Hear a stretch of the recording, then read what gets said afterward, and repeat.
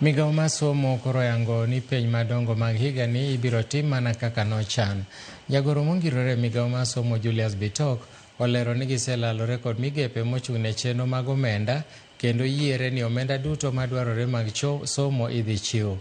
Wachno osir kod jakom mar komiti mar od bura mochung' ne weche mag somo Julius Meli molero ni migao mar omenda oseketo osingo mar chiwo omenda madwarore.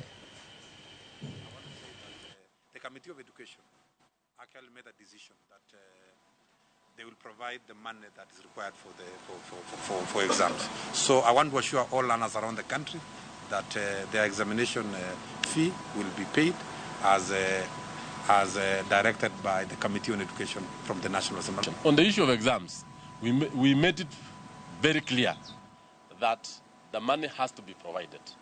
And I want to assure parents out there and everyone else that there was a commitment from the National Treasury that they shall provide the money and our students will sit for exams.